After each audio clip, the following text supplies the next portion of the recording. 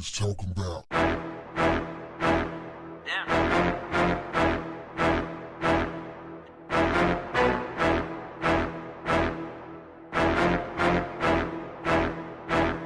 What's up, family? A couple who ran a home for troubled boys in Texas have been arrested a year after the home was raided and 8 boys were removed. Gary Wiggins and his wife Megan have been charged with intentionally trafficking 4 underage boys through force, fraud, or coercion, making them engage in forced labor or services.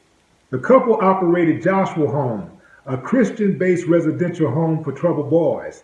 In July 2018, 8 boys, 10 through 17, were removed from the Bertram area home following abuse allegations, the Austin Statesman reported last year.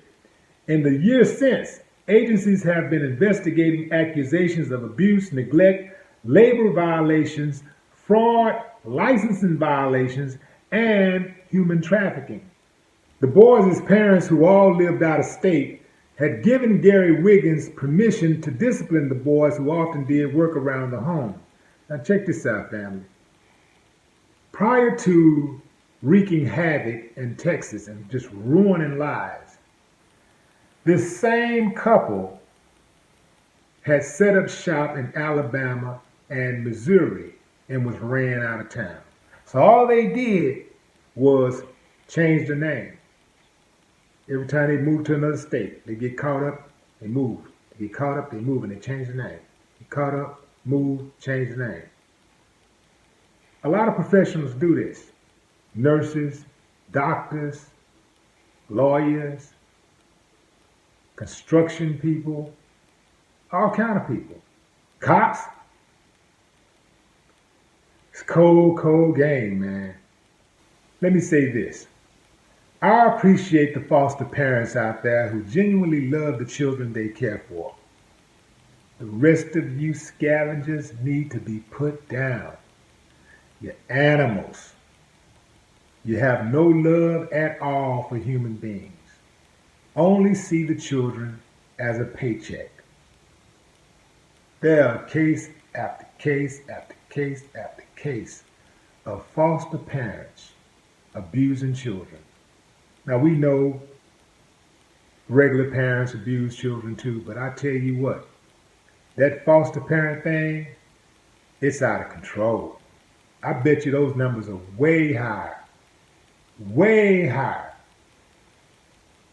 I've heard of foster parents actually killing children, beating children's heads up against the walls, having them to do excessive work around the house, excessive chores, making them work and bring them the money and they get nothing. Insult them, just emotionally, physically abuse them. Just totally disrespect those kids. So, and it's really, really bad, and I don't think it's going to get any better because a lot of people view kids who are in foster homes as troubled kids. So, in many people, in the common person in society's mind, the person that ain't really a critical thinker, they think troubled kid, wow, they're lucky anybody wants them. They see the foster parent as some type of saint, like they're somebody to be praised. And many of these foster parents, this is how they get over. Because they come at you like, yeah, look, I'm out here to help. I'm trying to help. And so people automatically give them a pass. It's like a dirty cop. Cop has a uniform on. People automatically give a cop a certain amount of consideration and respect and admiration because he's wearing the uniform and his job description at least implies that he's supposed to be there to keep the community safe and protected.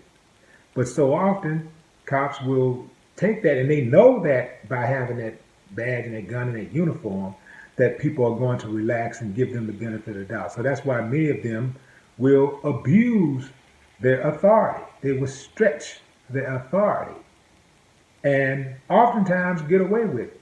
Same thing with these foster parents, many of these foster parents. Again, I appreciate the foster parents out there who genuinely love the children you care for. There's a special place in heaven for you. Contrarily, those of you who mistreat those kids, there's a special place in hell for you.